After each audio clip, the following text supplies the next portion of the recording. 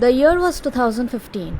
I was a happy 21-year-old studying in third year of IIT. I had a few close friends who cared for me. My academics was also going well. I couldn't have hoped for a better life, but little did I realize that it wasn't going to last long. Everything seemed perfect, but in reality, my world was slowly crumbling down. It gave many warnings, but I ignored all the signs, or let's just say I was too ignorant to recognize them. Welcome to my channel BipolarIITian, and today I will share the incident of my first ever hospitalization, after which I was diagnosed with bipolar disorder. By the end of third year, most of the day I was in bed tired, either sleeping or munching on something. I didn't feel like attending classes but still pushed myself every single day.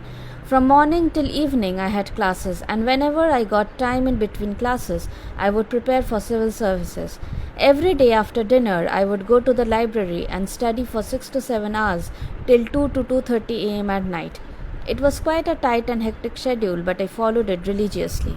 At 2:30 am, while returning from the library alone, I would literally run on my way to the hostel. I thought that they are out to get me and will harm me. Once I actually felt a hand touching my shoulder, but when I looked back, there was no one behind me. It was a lonely road. I dismissed everything, thinking that it may be a figment of my imagination because I was scared. Gradually, the feeling of being constantly watched intensified. I felt that my wingmates were plotting against me and were after my life. I was convinced that they were my enemies, but I was oblivious to the fact that something was actually wrong with me. I was delusional that someone was constantly watching me and was also having visual hallucinations. I would see a smoke black figure in my peripheral vision. I was so scared that I would run straight to my room from the washroom after bathing quickly. I was always suspicious and alert of my surroundings. All these were taking a toll on my daily functioning. I became physically, mentally, and emotionally weak. I had frequent mood swings and emotional outbursts. I socially distanced myself from everyone except my parents. During class, I literally felt the walls shrinking in and suffocating me. I felt a choking sensation and would gasp for air. I was unable to concentrate on lectures. My hands and legs used to tremble uncontrollably, and after a while they would be as cold as ice and become numb. Taking notes was absolutely out of the question. Whatever little I managed to scribble down was illegible. On most days, my friend would hold my hand, take me out of the class, make me sit down, and help me calm down by doing breathing exercises. Slowly, I could hear multiple voices commanding me to do things or say negative things about me. Sometimes they would have a conversation among themselves, making it hard for me to distinguish between reality and imaginary. Every day I would cry silently in my bed, trying not to disturb my roommate. I was psychotic, depressed, and had suicidal thoughts and ideations. But still I didn't reach out for help, though I was extremely helpless and hopeless. I could feel that something was not right, but couldn't really pinpoint what it was. Everything was very distressing to deal with. Then one night while studying, I had a breakdown and was immediately hospitalized. Next day in the morning, my parents came to the campus. Several tests were run to rule out any other medical issues, and then finally, after analyzing my symptoms, I was diagnosed with clinical depression, anxiety, bipolar disorder with psychotic symptoms. My doctor advised my parents to stay with me till I complete my remaining 2 years. I was given medications. I felt a little better and was finally able to sleep peacefully after 2 years. My counselor said that my problems started from second year itself, and I was given a diagnosis and my treatment started by the starting of fourth year. But from time to time my health worsened. My doctor, counselor, and dean of student affairs told me to take a semester break till I completely recovered, but I pleaded to them that if I take a year drop, I will become even more depressed. I wanted to give it a shot to the best of my capability at that time. Throughout this period, my mother stayed with me in my hostel room and supported me. My parents met all my department professors and informed them about my condition, since I was anxious to face them. In my fifth year, while preparing MTech project presentation, I dissociated for approximately 30 minutes. My mother asked me my name, but I couldn't remember. I couldn't even recognize her as my mother. She later told me that I had slept shortly after. In fact, till date, I don't remember what had happened during those 30 minutes. That half an hour is totally erased from my memory. Next day, I zoned out during my MTech presentation and was completely blank. I couldn't comprehend the simple questions asked, though I somehow managed to deliver the presentation and answered the external examiner's questions.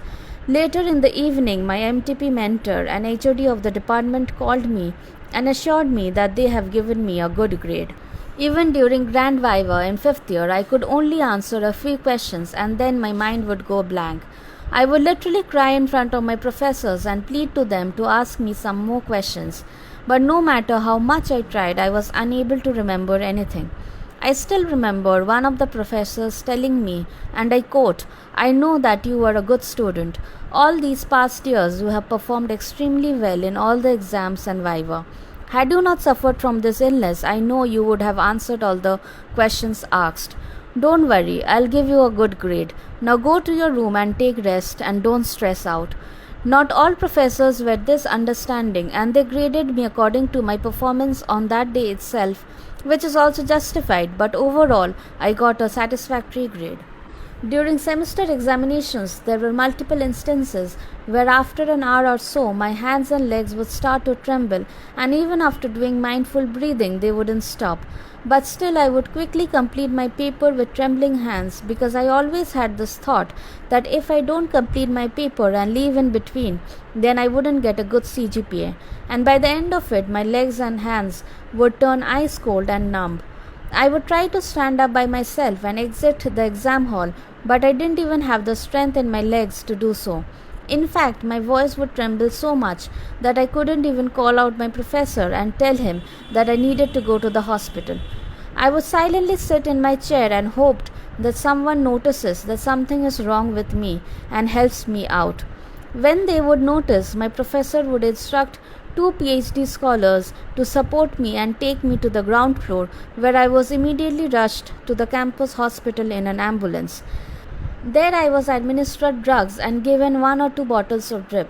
I would regain my strength in a few hours and then go to the library to prepare for exam scheduled the next day. The same thing would happen again. This was how I had completed my 4th and 5th year exams. It was very difficult for me, but I persisted and gave my best shot. I got an immense amount of support and guidance from my professors, without whom I wouldn't have completed my post-graduation. In the last 2 years, I got a good SGPA of 8 to 9.4, considering my health condition, and everyone close to me was satisfied. With medication, I felt stronger, but there were also many side effects, one being weight gain. I was 48 kgs till 3rd year, and within 3 months, I gained 30 kgs. I was also drowsy most of the time, but still I felt better and was back on my feet to take up challenges again. I thought that this was the end of the nightmare, but was it really? In fact, it was the beginning of a roller coaster ride. It was the beginning of a struggle, a war with oneself, a war which is never going to end, a constant war between life and death. When I was first diagnosed, I couldn't bring myself to acknowledge the fact that I have a really serious disorder which cannot be cured. The symptoms can only be managed with medicines. But over time, I realized that the first step towards healing is acceptance, and acceptance can only come through education and awareness. I am at peace after accepting it, and I am able to manage it in a much better way now. But looking back, I can safely say that bipolar disorder took quite a toll during my prime years of productivity, stealing at least a decade of me, if not more. When I should have been consolidating and growing, I found myself struggling to find a foothold each time I started afresh. Since March is Self-Harm Awareness Month, therefore in my upcoming video, I will share my experiences and some healthy coping mechanisms.